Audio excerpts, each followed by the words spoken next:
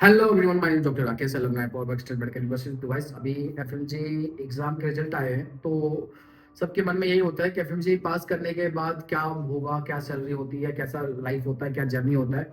और mainly FMG पास करना, like समझ लीजिए एक एफएमजी स्टूडेंट के लिए एग्जाम पास करना काइंड ऑफ एक 6 साल की जो आपका हार्डवर्क है, उसका जो मेहनत है ना, उसके जो रिवॉर्ड मिलता है ना, वो वही है। और विदाउट एफएमजी आप इंडिया में जीरो है। आपकी कोई भी डिग्री बिल्कुल ऑलमोस्ट जीरो के बराबर है। उसका कोई भी वैल्यू नहीं है। देखिए, 6 साल का तपस्या, मेहनत, आपके फैमिली का डेडिकेशन, आपका खुद का सेक्रीफाइस, ये सब एक मिलता है। बट अल्टीमेटली क्या एफएमजी पास करने के बाद क्या मिल रहा है, एफएमजी पास करने से आपको क्या एडवांटेज मिलने वाला है। तो देखो, सैलरी क्या है, इस वीडियो की जो टॉपिक है ये है सैलरी आफ्टर एफएमजी एग्जाम। और देखिए, पहली बात तो आपको ये समझना होगा, एफएमजी जस्ट पास करने के बाद आपकी जो सैलरी है वो जॉब नहीं मिलने वाला, आपको इंटर्नशिप करना होगा। मैं आपको एक एग्जांपल देता हूँ दिल्ली दिल्ली का रेफरेंस के लिए, उसके बाद मैं स्टेट वाइज आपको मैं अपना एग्जांपल दूंगा। देखिए, फर्स्ट ऑफ ऑल, अगर आप कोई भी स्टूडेंट दिल्ली में रहता है या अदर स्टेट या दिल्ली की जो डोमिसाइल है उनका भी ऐसा दिल्ली में डोमिसाइल का कोई सिस्टम नहीं है, तो यहाँ पे हर स्टूडेंट चाहे ऑल ओवर इंडिया से क्यों न हो, वहाँ पे इक्वल ट्रीट किया जाता है। अगर एफएमजी पास करते हैं उसके बाद आप प्रोविजनल के लिए अप्लाई करते हैं डीएमसी के अंदर में। DMC means Delhi medical council. और दिल्ली मेडिकल काउंसिल जैसे अप्लाई करोगे तो आपको मिलेगा प्रोविजनल लाइसेंस। प्रोविजनल लाइसेंस आपके साथ तब तक होगा जब तक आप इंटर्नशिप कंप्लीट करके आपको परमानेंट लाइसेंस के लिए अप्लाई नहीं करोगे, तब तक वो प्रोविजनल लाइसेंस आपके पास रहने वाला है। और प्रोविजनल लाइसेंस के बेसिस पे ही आप इंटर्नशिप करने वाले हैं। लेकिन गाइस, एक इंपॉर्टेंट चीज़ है, आपको समझना होगा। पहले हमारे टाइम पे क्या था कि इंटर्नशिप के टाइम पे आपको कोई भी स्टाइपेंड नहीं मिलते थे। लेकिन अभी क्या है, गवर्नमेंट ने जो एनएमसी की जो रूल्स एंड रेगुलेशंस है, गाइडलाइंस है, उसके अकॉर्डिंग आपको स्टाइपेंड मिलेगा। और हर स्टेट का स्टाइपेंड अलग अलग है। फॉर एग्जाम्पल, दिल्ली में स्टाइपेंड 28,000 के आसपास है, किसी स्टेट में 18,000 है, किसी में 25,000, किसी में 24,000, किसी में 15,000 भी है। तो अलग अलग स्टेट का स्टाइपेंड है। ऑलमोस्ट 90% स्टेट के अंदर में एफएमजी को स्टाइपेंड मिलना स्टार्ट हो चुका है, एक्सेप्ट कुछ, जहाँ तक मुझे इन्फॉर्मेशन, राजस्थान में थोड़ा सा इशूज है, मे बी माइट भी मैं गलत हो सकता हूँ। बट कुछ स्टेट में भी अभी भी स्टाइपेंड नहीं मिल रहा है, लेकिन ऑलमोस्ट सब जगह मिल रहा है। तो आपका जो बेसिक नीड्स हैं, जो आपको इंटर्नशिप के ड्यूरेशन में चाहिए, वो आपको मिल रहा है। पहले हमारे टाइम पे क्या था, खुद के सेल्फ एक्सपेंडिचर पे आपको इंटर्नशिप करना है, आपको खुद के खर्चे पे रहना है। लेकिन अभी क्या है, आप चाहे किसी भी स्टेट में कीजिए, आपको वहाँ पे बेसिक जो 20,000 भी मिलता है, तो आपके लिए महीने के लिए तो सफिशियंट है ही। हाँ, देखिए, जैसे आप इंटर्नशिप कंप्लीट करते हैं तो आपको अपने इंटर्नशिप के सर्टिफिकेट जो आपको मिलता है वो सबमिट करना पड़ता है मेडिकल काउंसिल में, दिल्ली मेडिकल काउंसिल में। उसके बाद 15 डेज टू 20 डेज के अंदर में आपका परमानेंट लाइसेंस मिल जाता है।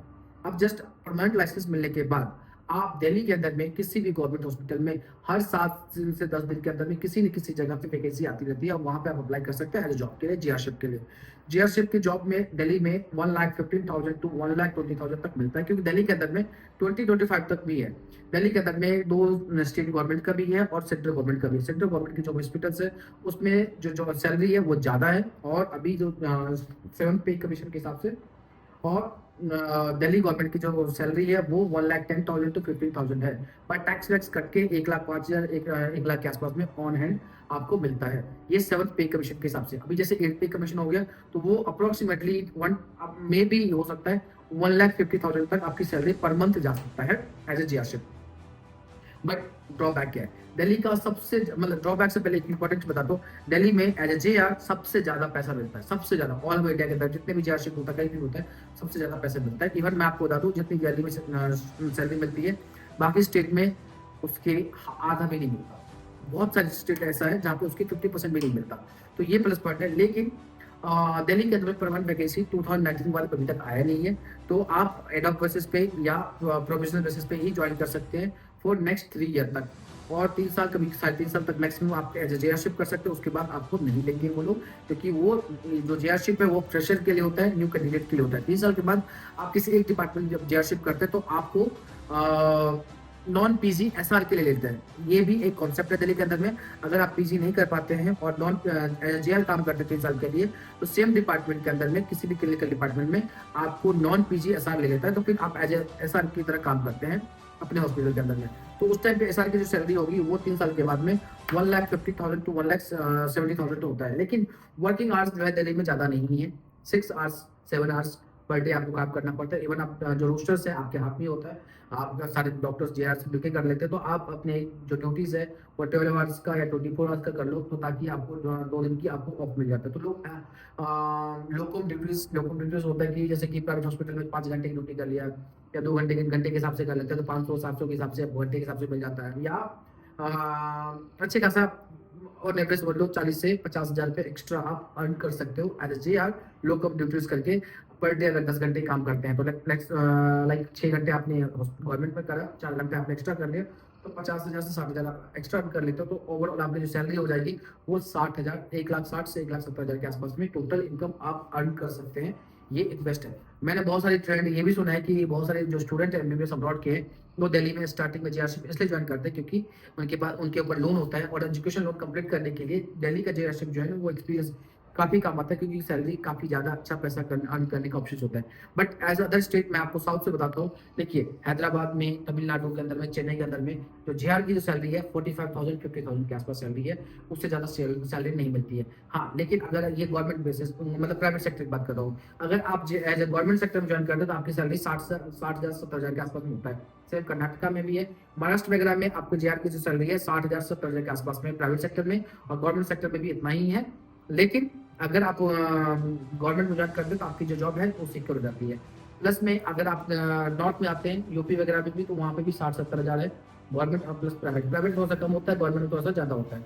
और परमानेंट जॉब इन सब स्टेट में आते हैं, सिर्फ एक्सेप्ट दिल्ली, बाकी सब जगह पे साल में 2 साल पे एक बार गवर्नमेंट की JRशिप वैकेंसी आती है और आप आराम से जॉब मिल जाती है। देखो इतने डॉक्टर्स हैं नहीं जितने की वैकेंसी होती है, तो आराम से कोई भी डॉक्टर चाहता है तो गवर्नमेंट जॉब कर सकता है। बट गवर्नमेंट जॉब करने के बाद आपके कुछ लिमिटेशंस हो सकते हैं, आप प्राइवेट प्रैक्टिस नहीं कर सकते, किसी जगह पे आप जॉब नहीं कर सकते, ये चीज़ें लिमिटेशन आ जाती है।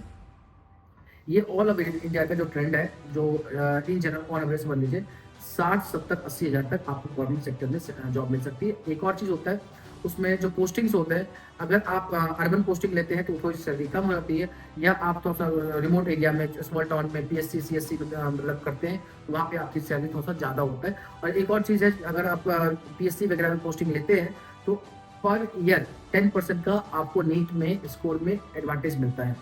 अगर आप 3 साल के लिए करते हैं तो 30% आपको नीट के स्कोर में, नीट PG के स्कोर में मिलता है। इसका एडवांटेज ये है कि आपको जो जब मान लीजिए आपने 1 साल इंटर्नशिप करा PSC के अंदर में, किसी भी स्मॉल टाउन के अंदर में, किसी छोटे से गाँव में, तो अगर आपके 200 मार्क्स आता है तो 200 का जो 10% है वो 20 मार्क्स है, तो आपका टोटल स्कोर जो होगा नीट के अंदर में वो 220 होगा।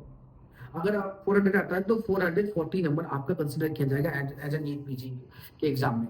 तो ये इसलिए भी कुछ डॉक्टर्स जो होते हैं वो छोटे-छोटे रिमोट एरिया में PSC वगैरह पोस्टिंग करते हैं 2 साल के, ताकि उसके जो नीट PG में जो स्कोर है वो इंक्रीज हो सकता है। तो गाइस ओवरऑल जो सैलरी की बात है, फ्रीडम है, अच्छा देखो सैलरी पैसा तो है ही, किसी भी प्रोफेशन में, आप किसी भी प्रोफेशन को कंपेयर कर लो, जस्ट आफ्टर MBBS आपको 1 लाख रुपए सैलरी नहीं मिलता। चाहे टॉप से टॉप आपकी मेडिकल कॉलेज से, मतलब किसी भी कॉलेज से, इंजीनियरिंग कॉलेज से आप करते हैं, तो आपका जो पैकेज है वो समझ लीजिए ईयरली पैकेज है 12 लाख का, अच्छा खासा होता है। प्लस में उसके साथ-साथ में जो आपको रेपुटेशन, जो सोसाइटी में जो फेम मिलता है, जो फैमिली में रिस्पेक्ट मिलती है, सराउंडिंग में जो रिलेटिव के अंदर में जो रिस्पेक्ट मिलता है, वो किसी भी पैसे से कंपेयर आप नहीं कर सकते।